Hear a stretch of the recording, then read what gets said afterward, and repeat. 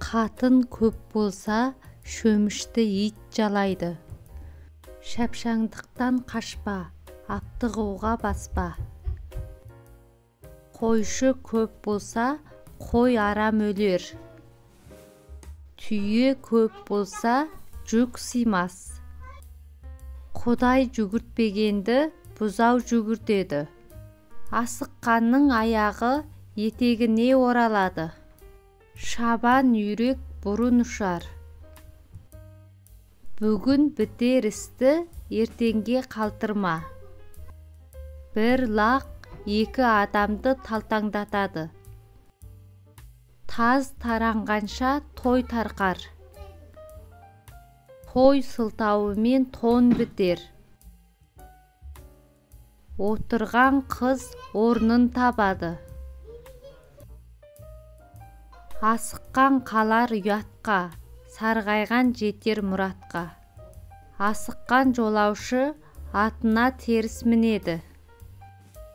Ойшы ой ойлағанша тентек ісін бітірер. 9 қатынның толғағы бір келеді. Ақсақ қой түстен кейін маңырайды. Шапшаң жүрсең шаң жұқпас. Алыс деп ауылыңа бармайсың. Ауыл аймағымен, бота тайлағымен. Ауыл болсаң қауым бол. Ауылға айсаң асар, көршіге айсаң қосар. Ауылға барсаң қона бар, қамысты көлде сона бар.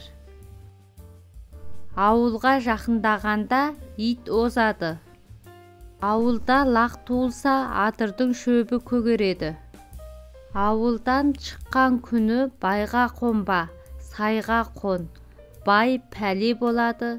Ауылдас, ауылдаспен қауымдас. Ауылдасың жақсы болса, ағайының не керек? Алғаның жақсы болса, айттың тойың не керек? Ауылдың жақсылығы жолынан білінер.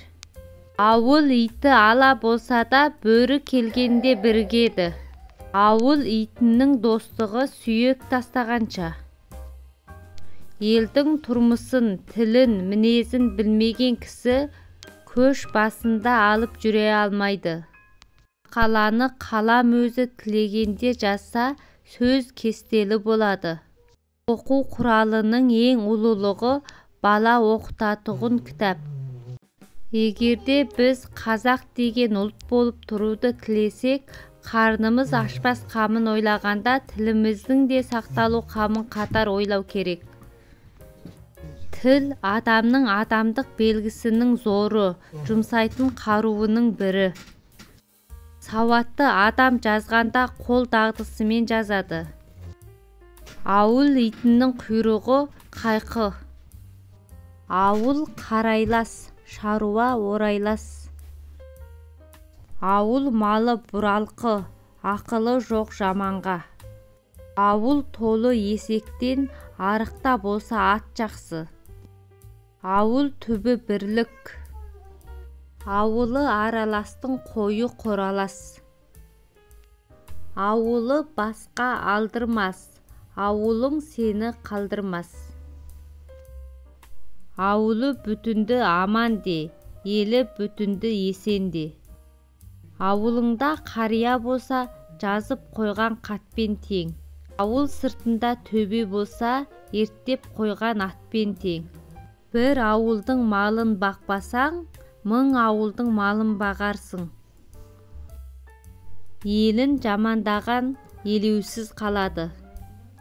Кесек-кесек дау жаңжал, кер кеткеннің ауылында, кесек-кесек өтірік кер кеткеннің аузында.